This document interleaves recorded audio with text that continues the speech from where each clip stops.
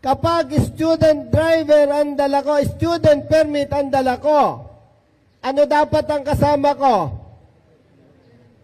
Mali. Sabi sa batas, duly licensed driver. Hindi sinabing professional. Duly licensed driver. Ibig sabihin, yung kotse ko halimbawa, adventure, private vehicle. Ako non-proof. Bakit?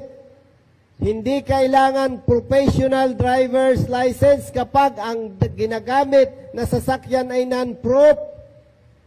So kung minamaneho ko yung aking adventure, pribadong sasakyan, hindi ko kailangan professional driver's license.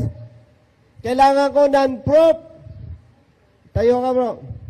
Ito naman kapatid ko halimbawa, may student permit. Sabi niya, Kuya, may student permit. Ah, ganun ba? O sige, ikaw magmaneho dito. Hindi kami pwedeng uli ng enforcer. Bakit? Private ang dalang sasakyan. Ako ay non-professional driver. Student permit siya. Ba't mo ko ulihin? Ay sir, sabi sa kailangan professional, magbasa ka nga. Sinasabi, duly licensed driver. May lisensya ako, bro. Private ang dala ko. Ha? Magbasa ka, ha? Marami rin sa LTO, hindi alam yan. Professional daw. No. Magbasa ka. Huwag kang nagpapadala sa kwento. Mag-google kayo. Student permit. Click nyo.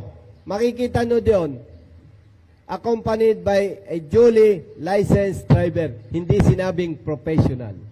Ah?